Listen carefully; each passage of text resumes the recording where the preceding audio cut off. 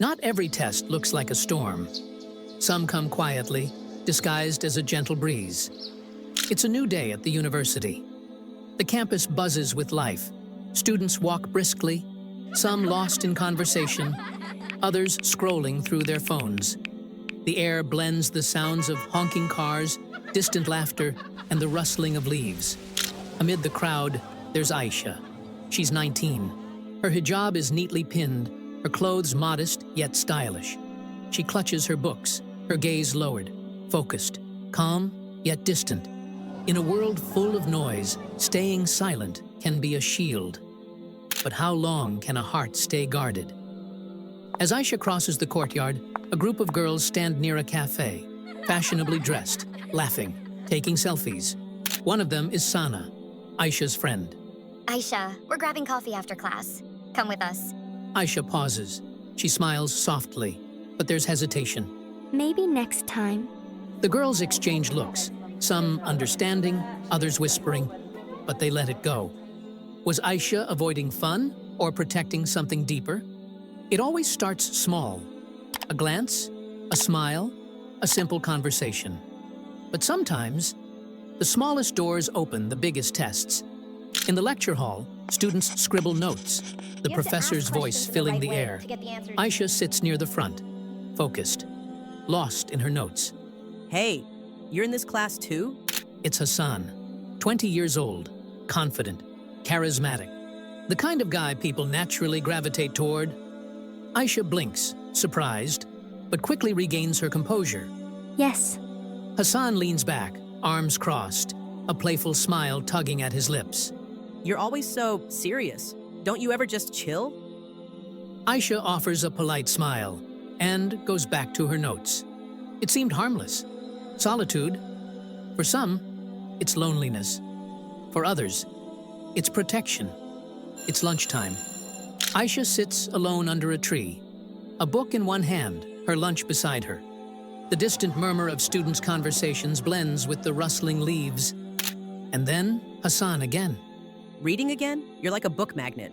He sits down beside her, uninvited but casual. Aisha's grip on her book tightens for a second, but she remains composed. I find peace in reading. I guess everyone finds peace in something. I like talking to people. The conversation lingers. Hassan doesn't leave.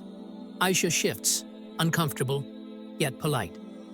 When does friendly start feeling like something more? Later that afternoon, a drizzle begins. Aisha rushes to the library, her hijab slightly damp, clutching her books. Inside, the silence is a sanctuary. And yet, a familiar voice.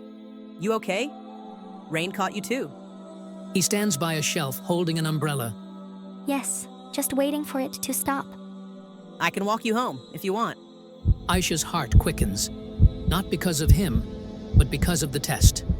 No, but thank you. The days blur into one another. The messages continue. A good morning here. A hope your day's going well there. He never crosses the line, never says anything inappropriate, always respectful. But Aisha knows. The test isn't always in what is said. Sometimes, it's in what is left unsaid. One evening, Aisha visits her Quran teacher, Sister Fatima. Sister, how do you know if you're crossing a line, even if nothing wrong is happening? My dear, when your heart feels a tug, it's often a whisper from Allah. The test is not always the sin. Sometimes, it's the steps leading to it. The next day, Aisha turns the corner of the hallway. Hassan waits. You've been avoiding me. Hassan, I think we should only talk about classwork from now on. Strength isn't just about saying no. It's about saying it before your heart says yes. Hassan's smile falters. Just for a second, but he nods, forcing a polite grin. I understand. Take care, Aisha. Aisha watches him walk away, his figure blending into the crowd. Yet, the weight in her heart doesn't lift. Tests of the heart are rarely loud. Sometimes they end in silence.